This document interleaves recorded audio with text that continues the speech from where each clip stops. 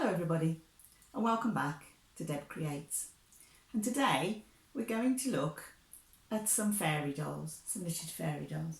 So this is my favourite one, and there he is.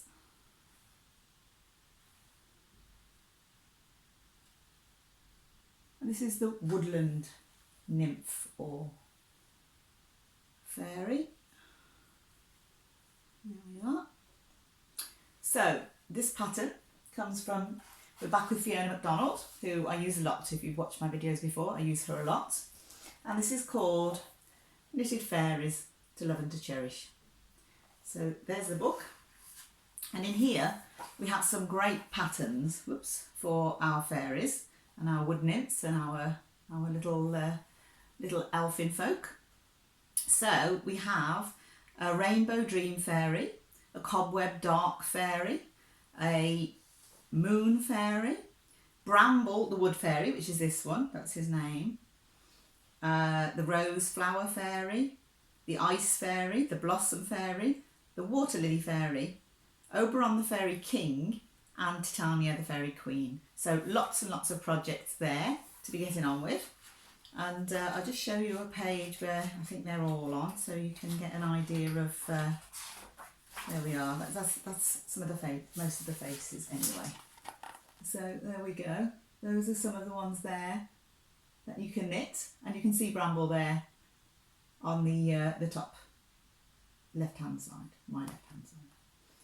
And so basically quite simple to knit. It's all done in stocking stitch, and his legs and his boots, all that is knitted in. So you start with the colour that you want for his boots, and then you go up and you do a couple of rows of the hairy stuff for the tops of the boots, and then you choose the colour you want for his trousers, and all of that is knitted in. Then you make his body and his arms, and again his t-shirt underneath and his arms are knitted in the brown colour, and then his hands are the colour I've chosen for his flesh. So that's sort of like a fawny sort of a colour, and I've chosen that for his head, his neck and his hands. And the rest of it you've kind of knitted the clothes in already, so it's a bit of it makes it a bit easier because you've got to start. So the only extra clothes I made for Bramble is this little snazzy waistcoat there, and I had some green ribbon, and I thought, I don't know, it just suited him, and it looked a bit, it's not quite a tie, but you could do it any way you like, I guess, but I put the little green ribbon on just to bring in a bit more of that woodland colour. So in the pattern, his hair is blue, so I went with a pattern and gave him blue hair. And this is eyelash wool, so this is called eyelash. I can't think who makes it for the minute, but it's eyelash. And how that's been put on is basically it's just been rolled around and around and around and stitched down with a complementary colour. And that's how you get his hair. So very easy to do the hair, no threading in, no messing about, no knitting, pop it on. The ears are knitted separately, so those are his ears. Very easy to make, again, stocking stitch, increase and decrease. The nose is knitted in, again, and that's quite simple. His eyes I've made from felt, so I've actually stuck those on, and it shows you in the book how to make the eyes from felt. So there are his eyes, and it gives you some templates to use for making your own eyes. So not too difficult, and interesting to do. His eyebrows are just wall stitched on, and his mouth, again, there are templates in the book that will give you shapes for mouth, for different mouth shapes.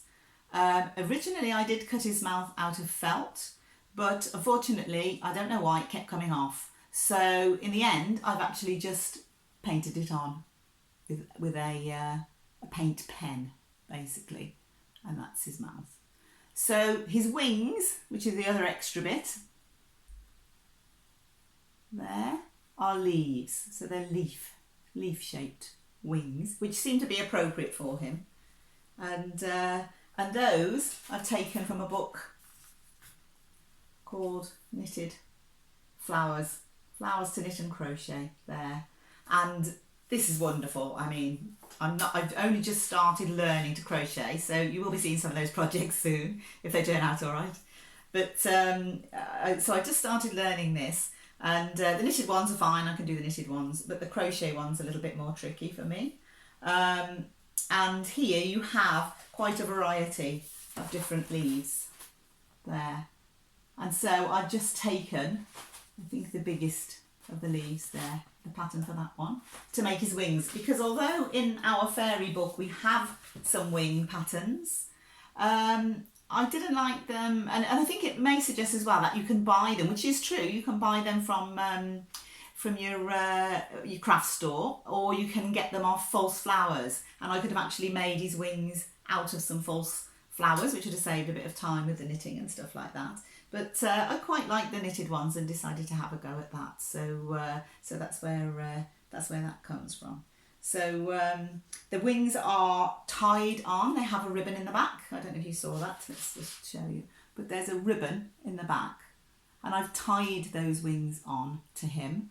So it means that if I wanted to take his wings off for any reason, say that I was going to give him to a small child to play with, and I don't want his wings on because they've got wire in, so I can easily detach those wings and somebody can play with him.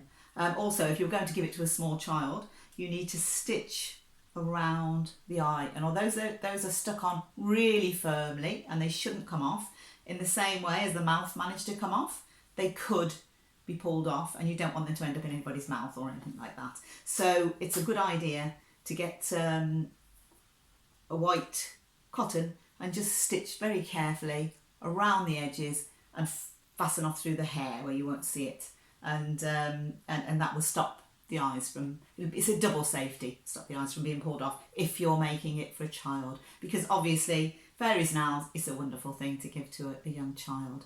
So I just love him. I have made one of the fairies out of here as well. I've made the ice fairy. There she is. So I'll show you that one. So I have made that ice fairy there, and but there are some really nice projects in here. So let's just show you. I like the Fairy King. The Fairy King is really good. So there's a Fairy King. So again, really interesting, really funky. The patterns for all the little clothes are also in here, and for different shapes of knitted wings. So you can knit on the fairies, they will have different sorts of wings and different shapes of wings. So that's all in there as well for you to knit. So great fun, lots of projects to do, and really interesting. So, and they don't take very long to knit because they're small. They don't take very long to knit. The hardest thing is turning the arms in the right way after you've sewn them up. That's a nightmare. You do it with like a pencil or something, and it's really, really difficult. So you have to have a bit of patience on that one. But otherwise than that, very simple. And I'll just show you, before we go, I'm just going to show you another little project that I've been working on. So this is what is known as a rattan heart. So I actually nicked this idea off a lady on a craft store that I went to. Unfortunately, I didn't take the lady's name, but she had taken the rattan hearts, which you can buy in the craft centres, and you can buy in the Works is another place that sell them. I'm sure the Range would sell them, somewhere like that. You can get them off the internet, very cheap. Get your rattan hearts, and what I decided to do was decorate them and make them into something just a little bit different to look at, a little bit more interesting than that little boring heart. So here's one that I've done. So there you go. And it just, I don't know, it just makes it really pretty. So all of these things that I've put on have been bought from the Range. Flowers, little flowers, butterflies. The beads I already had, I think, and I've just wired those on, wired on some beads. And I changed the ribbon because the string looked makes it look a bit cheap, I think. So you can just put on a pretty ribbon, thread that through, cut the old one off, thread that one through. And I don't know, I think they make, it's just interesting, isn't it? Something to fiddle with, something to do. But I think they look really pretty like that.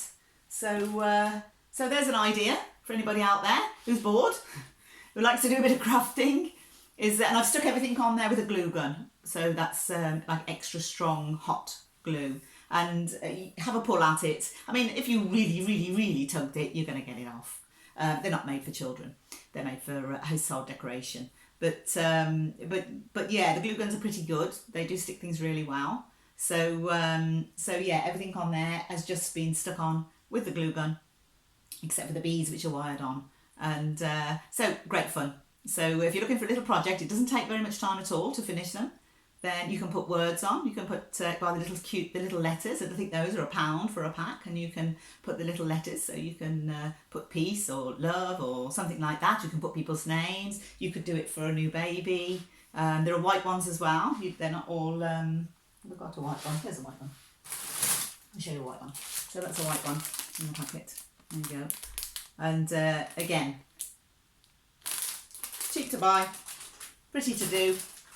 Do it for a special occasion for somebody, a special birthday, anything, for mom, for a friend. A friend would be a nice one to do, I think.